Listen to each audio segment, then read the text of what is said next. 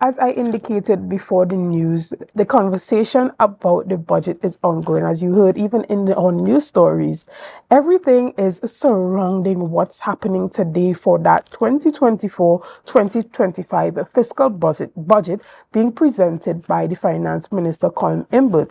Now, this morning, we're going to delve into a number of things, but we have heard one of Tobago's top economists, Dr. Vanus James, coming out and stating that it is extremely important for Tobago's development needs that an adequate allocation is given, i.e., as we have heard continuously, Tobago needs more money.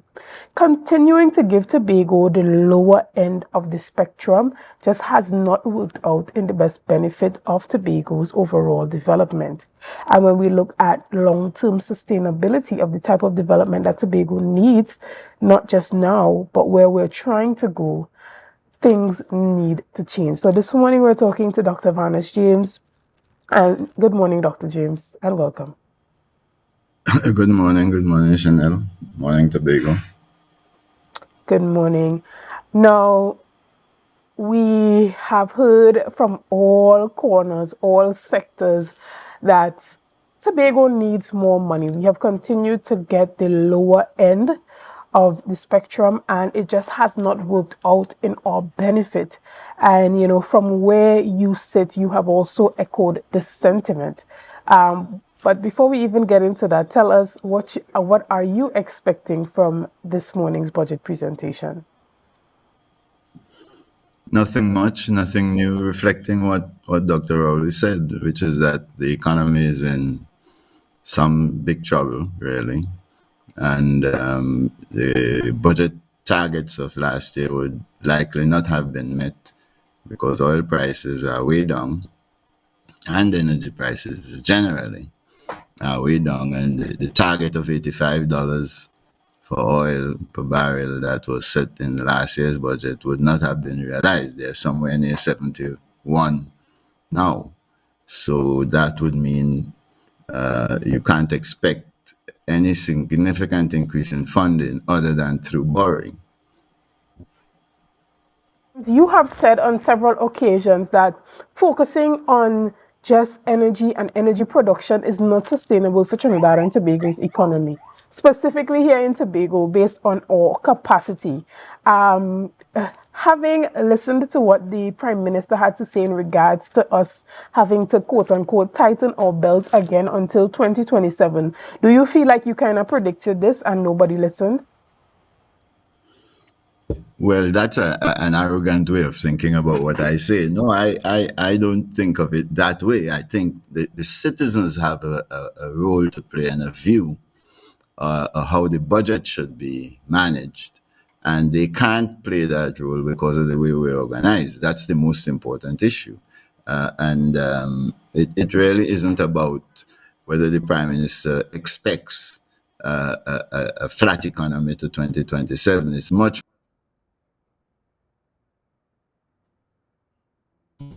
set up. They can't do anything about it. So they are really just bystanders on the sideline, letting the cabinet drag us down the hill. That's fundamentally what we as a citizenry have to address. And that's true in Tobago too. Right. And now, when it comes to some of the cutbacks and some of the increase in utilities that we might be seeing, persons often blame the government for these increases or cutbacks.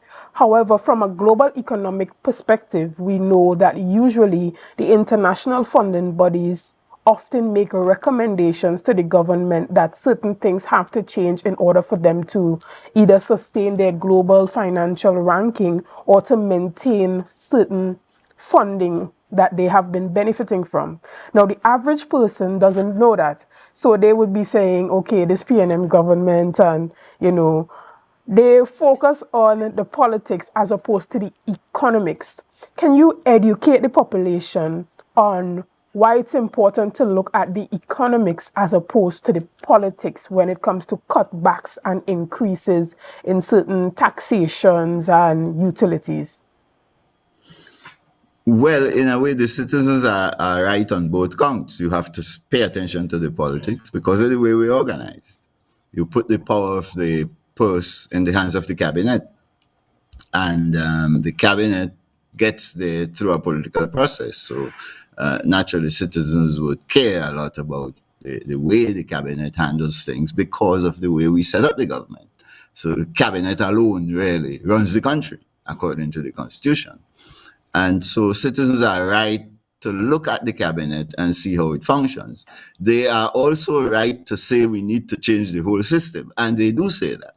But to the extent that we don't bother to change it, then you have to blame the cabinet for incompetent and inadequate policies to address the situation. Cabinet has to wake up and smell the coffee and say, well, okay, let's do what Dr. Rowley said last year, earlier in this year we should do, which is to change the constitution.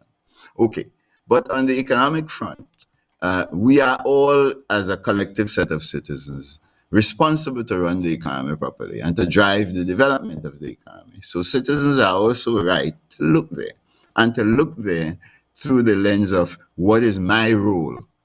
Now, some of that role will have to be about paying your fair share in relation to utilities and what have you when things are brown, and when things are good, you get some sense of relief.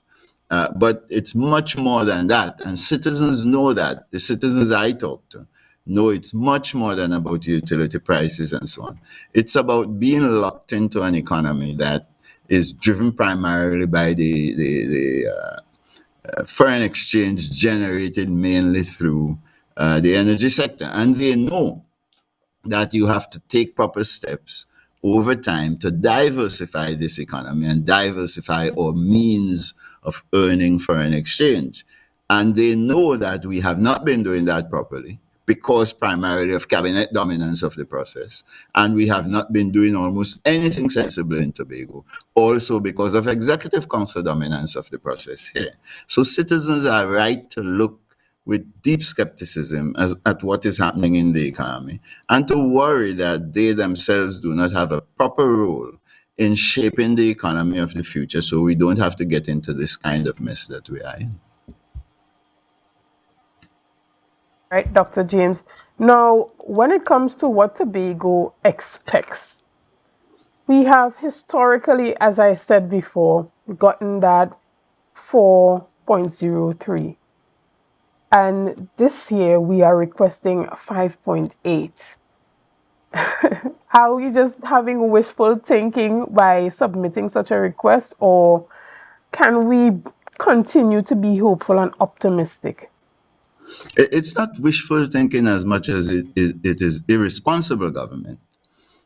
First of all, the 4.03% is perhaps a minimum that is too low now because of the population growth that's been said to have occurred. When we set the 4.03% as a minimum, as a floor in the Dispute Resolution Commission work of 1997 to 2000, what that was about is that 4.03% was the share of the Tobago population, as we had the data to show, in the national population, and each citizen has to be treated fairly on the recurrent budget. So the 4.03% reflects the allocations on the recurrent budget that is required to treat each citizen equally. Now, on the development budget, now, first of all, to the extent that the population share has changed, it would be the responsibility of the THA to pick a dispute, suggest that the minimum share has changed, and do the political work required, as we did for the first Dispute Resolution Commission, do the political work required to rekindle the interest in upgrading that share. And that means persuading the population in Trinidad and persuading the central government, persuading the cabinet especially, because of the way the law is written, to pay attention to the facts that you are adducing. Now, this current government has not been very responsible in doing that. You can't snipe for that. You have to lay a proper dispute following the law and follow the process of the law. Besides, because there are mechanisms that will allow the Dispute Resolution Commission to be called to reset the minimum. Now, on the front of the maximum, that was set against the development requirements. Now, we've learned a lot since we did that commission report. One of the things we have learned is that you have to settle the boundaries of Tobago properly. This government has done very little. The existing THA has done very little to deal with this matter of the boundaries of Tobago, because it talks about the boundaries as if the matter that Tobago must address is its share of the hydrocarbon resources north of Tobago. That was not the thinking we had in the Dispute Resolution Commission work. And it's not the thinking that is appropriate today. What is relevant is a fair share of the national budget, wherever the budget comes from.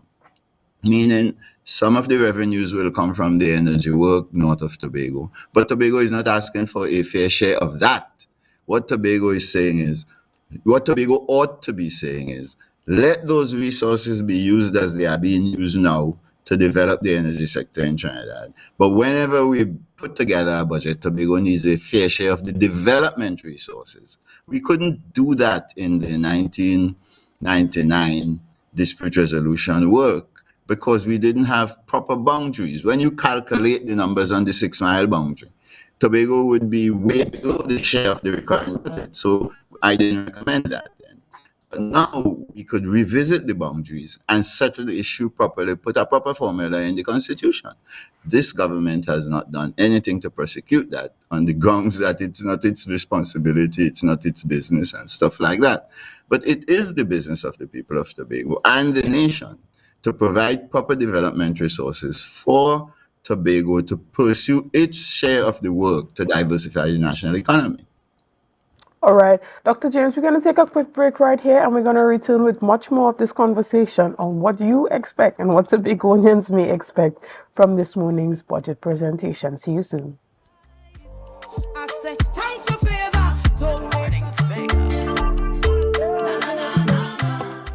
Good morning and welcome back to Good Morning Tobago right here on Tobago Updates. This morning we are chatting all things budget as we prepare to listen to the 2024-2025 fiscal budget that's going to be broadcast this morning out of the Parliament and presented by the Minister of Finance, Mr. Colin Imbut. This morning we are chatting with Dr. Vanus James and we are talking all things that can be expected. Now, Dr. James, we've heard the TTPS requesting, not just the TTPS, but even all the armed services, all the security services requesting more. Now, it seems as though everybody wants more from this budget. But online, there have been a number of names attributed to this budget. On Twitter, we hear persons calling this the wish list budget. We hear persons calling this one the PNM campaign budget, and a number of other names. But it's difficult to say this is a campaigning budget if there are a number of cutbacks and increases. Tell us about how would you, we have to listen to the budget first before we can ascribe a title to this budget. But in regards to the connection between this budget and the upcoming elections, what do you think needs to be done for this budget to convince the population that the current government, the PNM administration, should return to office? Well, if you ask for my thinking as against, let's say I bring you what the science suggests to me as a professional economist, and what I think is the platform on which the government ought to be budgeting is the commitment is to keep the commitment made by Dr. Rowley in January to set up the government differently so we could set up the country for success. Where we are now, it doesn't matter how much money you spent. We've had $100 and some billion of U.S. energy earnings thrown into this economy since the 1973 energy boom, and the economy has remained essentially an energy economy. And that's our fundamental challenge as a country. And the reason it has remained that way is we're doing many of the right things the wrong way, or many of the wrong things relative to what we ought to be doing. And for you to get out of that, you have to have a different kind of government. You have to have a government that is properly informed by what citizens can do, what kind of help they need, when they need it, and how, and so on, how creative we are, and all of that sort of stuff. And the way we're organized as a country, we can't know that. So to get to know that, you've got to set up the government in Tobago differently and the government in Trinidad and Tobago differently, so that the voices of all our people can be heard. Now, so for me, if I were budgeting for the country, I'd begin there. I would keep the commitment to constitutional reform properly. I would get the opposition properly involved, get the judiciary properly involved, and so on. And I would work out a pathway to constitutional reform, and I'd fund that. That funding would be priority funding for me in a current budget. I don't expect that to be the case in this budget, because I don't think that either the Prime Minister or the Minister of Finance understands what we're really talking about when we talk about serious constitutional reform, or are willing to yield power to the people in the way serious constitutional reform would require. So I don't expect the kind of budgeting from there. But once you're locked into this system of government that we have, any kind of budgeting you do that is a cabinet budget, which is essentially what we get every year and have gotten for the last 62 years, any budget that is a cabinet budget is almost sure to be the wrong kind of budget, because it doesn't reflect what the population wants. So you can't, once you're locked into the framework, you can't really tell the government what to do, because it's not you as an economist who must tell the government what to do. You know, the country has to tell the government, this is what we're doing, this is where we want to go, this is the kind of help we need, this is what we're capable of. You have to get that from the businesses, from the communities, from the universities, from all the players who could make a contribution to real development. And you are not organized to get that information at this time. So I'm not sure that we can tell the government to do anything sensible in the way given the way we're set up.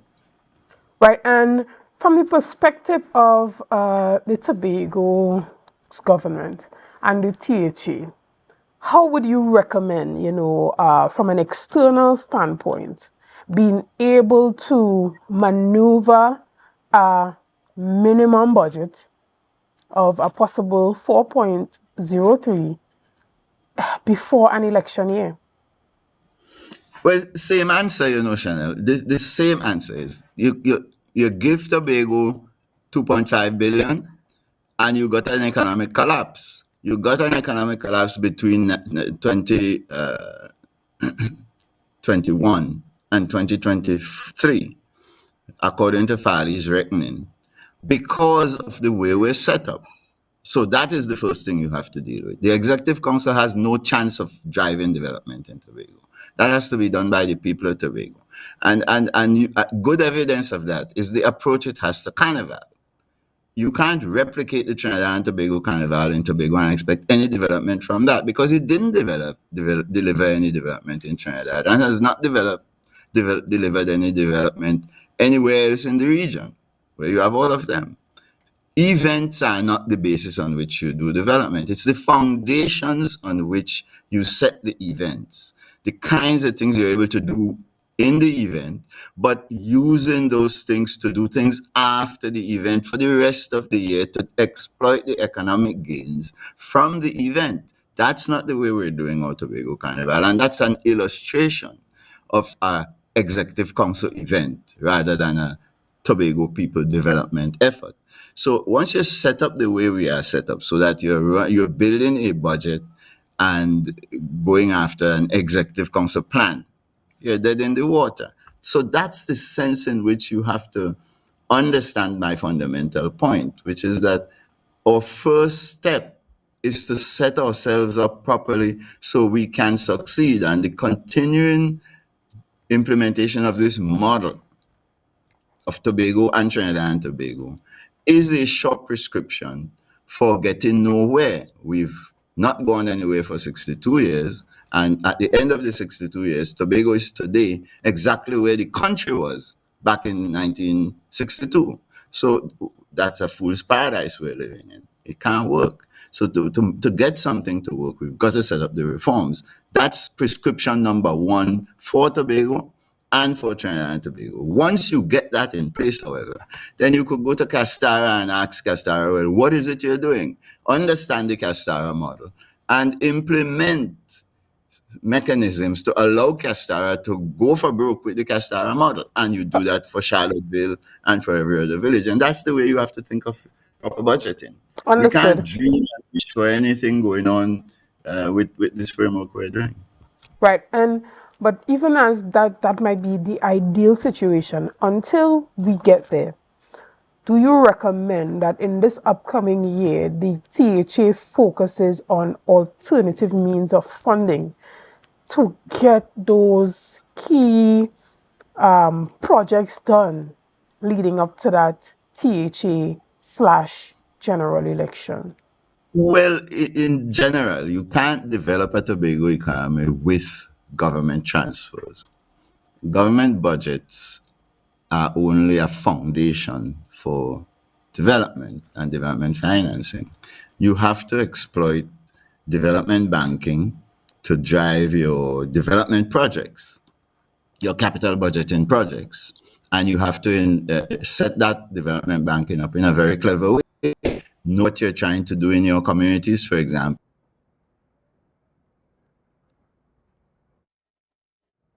All right. Well, we had a bit of a disruption in our connection with Dr. James there.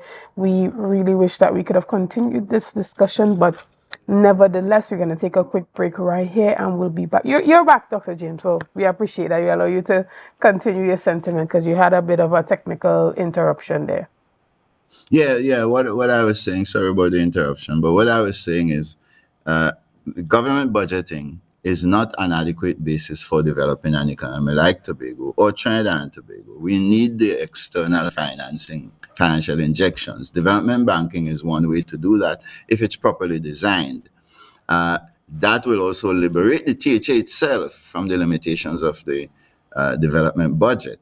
But it's not development banking to finance THA projects. It's development banking to finance private sector investment so the private sector could outgrow the THA and displace the THA as the main set of investors in the island, that sort of stuff. So you're right, development banking beyond government budgeting, you need 10 times more than that in development banking injections for an And Dr. injection. James, why do you think that this administration has not made it their central focus to concentrate on those alternative means of funding as opposed to we've heard a lot of conversations about the underfunding from the central government? Well, we recommended development banking back in 1997 when I first came home to help out Joy Charles.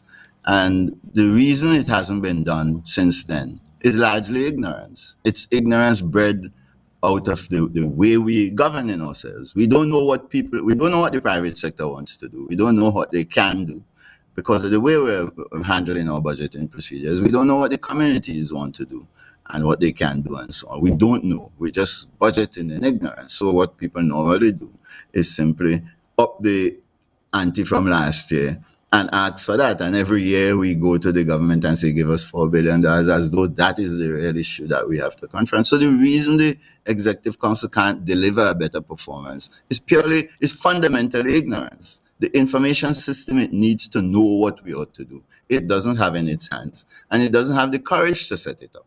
I recommended it in January of 2022 to Fali, and he didn't have the courage since then to set up the system that we need to know from the society what we want to do and what we can do. And as long as that system is not in place, there is no chance of setting up budgets and budgetary initiatives that would support what your society wants to do and allow you to get the process of development started. Don't forget, Shenell, this is a 140-year-old problem. So we know the problem. We understand why we are where we are, and we understand what we have to do to get out of it. We've had 140 years to understand it. But you have to have courage and wisdom scientific understanding and so on in order to get that done. And this executive council doesn't share in any of those assets. Yeah, but Dr. James, outside of just the development bank funding, there are other means. There's the international investors, private investors, as well as private investors from the diaspora and tapping into Tobagonians abroad and just, persons who are interested in seeing a boost in the Tobago economy. And as we wrap up this morning's discussions, I want to ask you a question. How do you think Tobagonians and persons interested in Tobago's development can take development into their own hands? Because you said previously that, developing the economy is now at a place where persons have to, we have to take the forefront. We have to now take charge of the development and not leave it solely, as being the responsibility of the THA. How can we take Tobago's development into our own hands? Well, all the things you are mentioning are linked. The development banking is our contribution as a government and a community. The diaspora will have to lean on it and understand how it fits. The foreign investors will also have to lean on it. If you're doing an entrepreneurship development program, for example, based on foreigners coming in and doing their startups and using citizen buy investment tools and all of those things, you still will need the facility of a development bank to allow the limited liability community investment vehicles to be established and be sustainable. So when you're thinking about development financing, all the parts are linked, and without any one part, it doesn't work. If you can't just say to the diaspora, come. You can't just say to foreign investors, come. You need to set up the mechanisms in which they could see that what they're doing when they come is sustainable. So the Tobagonians, the best advice I could give to Tobagonians is this. You want development after 140 years? Put an end to this disastrous system of government that locks you out of the policy-making process. And let us come together, set up the government so we could talk to one another and agree on how to help one another. And that's where development begins. We haven't had it for 140 years, and we've had no development for 140 years. You can't dream, unless you're running a chaotic society, to be able to make any progress going forward unless we could create a coalition of the willing to be able to take the steps we need to take as individuals, as private sector operators, as communities, and as the THA, and as the central government for that matter. None of that is possible in the current framework. So don't hold your head and rub it in the sand. Open your eyes and let us go for broke and set up Tobago properly. You don't even need constitutional reform to set it up. But we have to bring pressure on the existing authorities to let's do it. It can be done without any constitutional reform. And But Dr. we've got James, to put pressure on the team to do it. Dr. James, finally, Tobago has the Tobago Venture Capital Equity Fund. What do you think they can really do with this? Or how can they use this as an avenue to, kind of speed up the development or, just help contribute or supplement what is already happening in terms of that central government allocation? That's a fund in name only. That's not a fund in reality. The last time they tried to allocate something for it, they put $10 million into it. You don't go get anything with $10 million. You can't. Venture capital is fundamentally private sector organized capital that looks for innovative projects on the island and says these are going to be able to make money in the light of whatever you're doing in Tobago. And so we could see how to make some money by pumping funds into that. Well, I think so. You're wasting time with the notion of venture capital in Tobago because it's talk. What you need is to start from the foundations, find out what kind of development programming you're going to be able to support, and design the capital financing mechanism for that. And that's not likely to be venture capital, I could tell you up front. It's going to have to be a different approach to financing with enough of the contributions of government, enough of the contributions of the diaspora, as you said, foreign investors and so on. But that has to be designed appropriately. It's the kind of thing we're working on in the Eastern Caribbean today.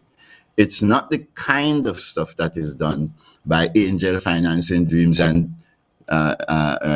what you call venture capital financing dreams. You have to set up the whole mechanism. Development financing is about paying for capital investments, and it depends on who is doing the investment and how for you to design the instruments you need for that. All right. Thank you so much, Dr. James. We really appreciate you coming in and giving us your perspective this morning. And we know that this is not the last we're going to hear of you on this budget. We may even be having this conversation tomorrow again, post-budget, but I look forward to having that discussion. It's always a pleasure, chatting with you. And I look forward to speaking to you more on the topic, right? So again, we want to thank you. Nice, We're going to nice, take a... Shenell. All right, we're going to take a... I mean, you always challenge me. I always have to be well prepared for these discussions. So I appreciate that. Yeah. And so we're going to take a break here. We're going to come back with much more discussions. Thank you again, Dr. James. See you soon. It's a brand new morning, rise up.